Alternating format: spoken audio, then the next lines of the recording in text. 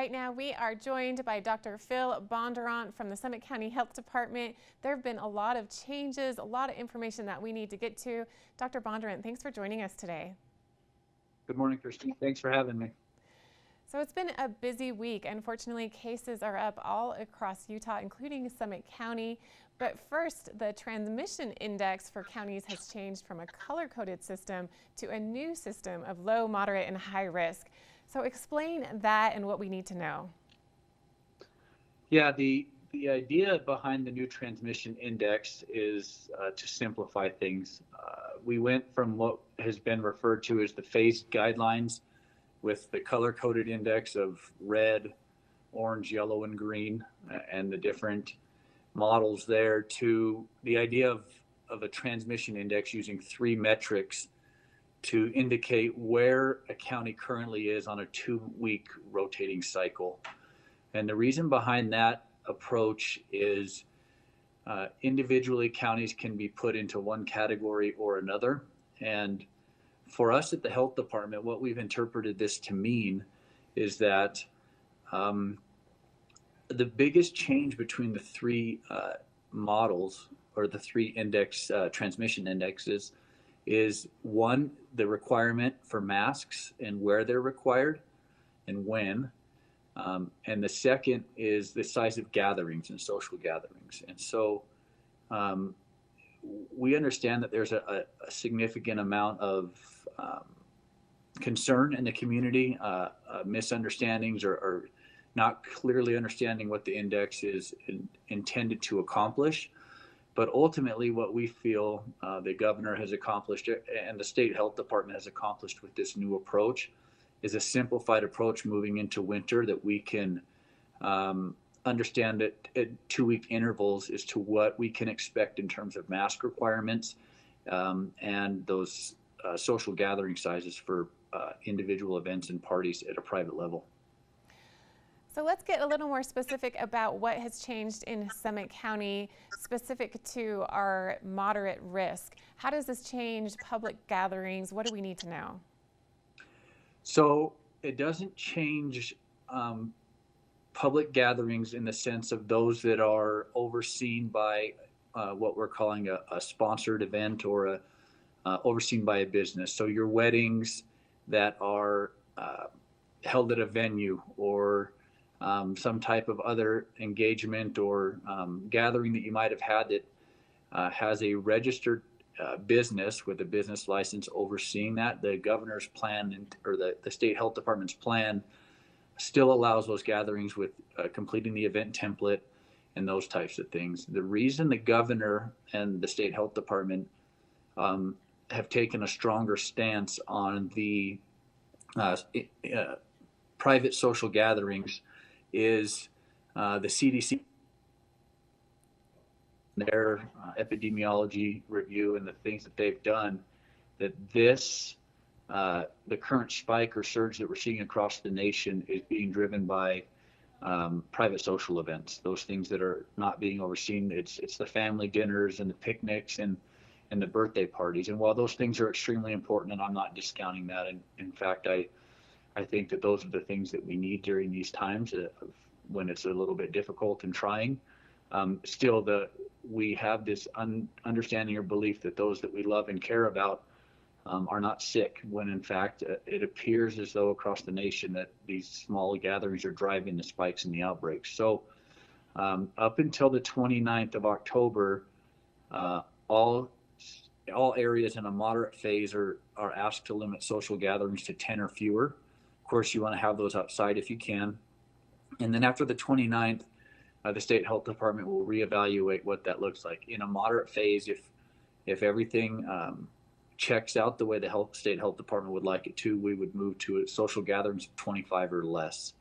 So again, these are not intended to take away rights or liberties or freedoms, but it's intended to identify areas where we can see spikes are coming from and protect our family members, and do so with a little bit of guidance and understanding from the governor, from the state health department, and then the local health department.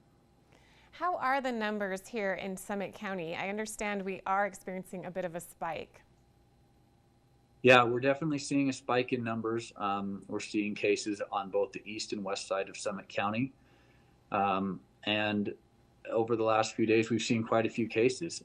But just this morning, I looked on the state website with the database that we have access to, and they have us right now in incidence plateau, meaning that the numbers that we've seen over the last few days indicate either that there's been a leveling off or a slight decrease.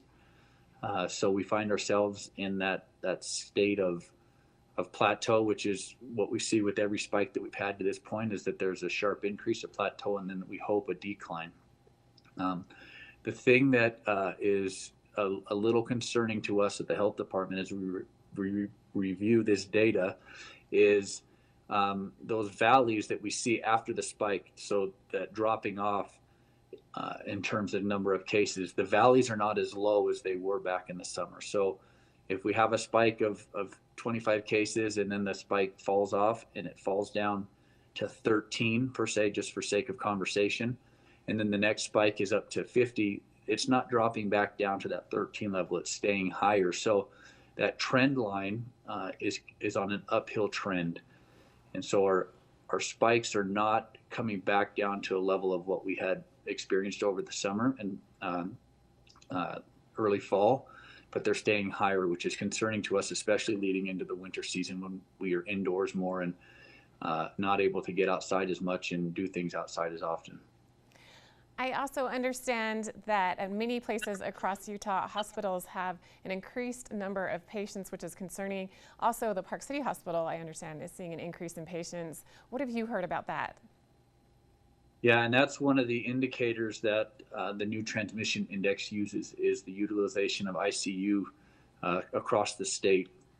And as we've said from the very beginning, this is one of those things that has the potential to overwhelm our system. So you look at the way that the flu tends to find its way into our community during flu season and the potential health impacts that can have.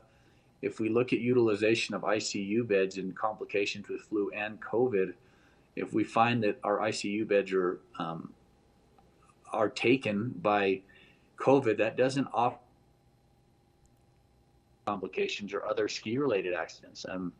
Those activities that we see during the fall and the winter where an individual was injured doing something, recreating or any other type of thing where someone might find themselves in an ICU bed, if those are reserved or taken by COVID patients, we begin to see our healthcare system overwhelmed, and the resources that we need to take care of people and help people get better are not available to everybody. And those are the horror stories that you hear coming out of New York and other places like that during the spring was they were out of space. People were in the hallway in beds receiving care. And that's our biggest concern here in Summit County, but also the state, is taking up that space and not having the resources available to treat everybody that needs treatment, not just COVID patients. So how concerned are you of that happening, increased capacity to the point of patients being in hallways here in Park City? We're seeing an increase, but where really specifically are we at, and how concerned are you? At this point, I'm not concerned to where we're going to see people in the hallways. You have to remember that IHC is a big network, and they have the opportunity and the ability to spread across the different facilities and to adapt to the surge. In some cases, what we've heard is that people are not actually staying here in Park City. They're being sent to other hospitals down on the Wasatch Front. And that's the benefit of a large organization like IHC. I'm not as concerned about the ability to handle the surge as I am for the healthcare professionals taking care of these individuals. We heard a very emotional and heartfelt speech from some physicians in the governor's press conference 2 weeks ago about individuals being worn out, about individuals, healthcare professionals being worn out, being tired, being overworked. And that's a very concerning issue when you think about space is one thing, but if you don't have the professionals and the knowledge to be able to take care of those individuals because they've been worked too hard, they're burnt out, they don't have the capacity in sense of personnel to deal with these issues, that to me is more concerning. We look at the health department staff and the things that we've been trying to do on our side, and we see some of the staff becoming burned out and tired of managing this on both sides, both those that are for the efforts that we've had and those that are questioning the efforts. And we're beginning to see burnout among the responders. And that's where I see more concern for us is in those healthcare professionals dealing with this on a daily basis in our hospitals. And I've actually seen that firsthand. Our medical workers here are definitely overwhelmed, working over hours, doing a great job. They are definitely our heroes during this time, but that is of great concern. So bottom line, what do we need to do to keep our community safe? Summit County, we've been fortunate, and we do have those that have questioned the decisions that we've made, the tactics that we've used, but we've been in fairly good shape when you look at other areas, ski resort communities around the nation.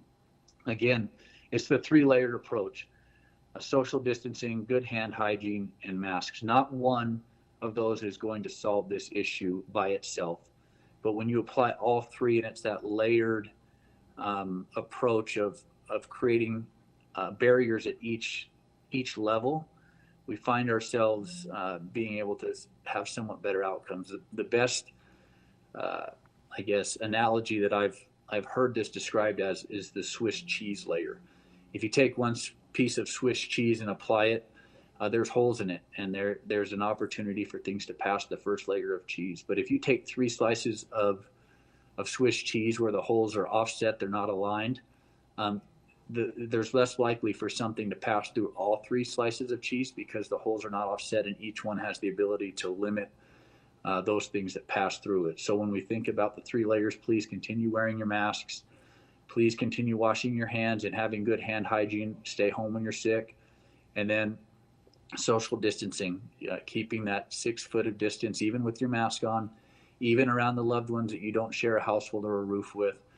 If we can do those things through the winter, we might find ourselves in a much better position than where we're headed right now. Dr. Phil Bondurant, we're so grateful for the time that you've spent with us today, clarifying the new rules, restrictions, and letting us know exactly what we need to do right now to keep our community safe and help reduce spread of COVID-19. Remember, there's a mask mandate here in Summit County, so don't forget that mask. We'll be back with more on this Health and Wellness Thursday right after this break.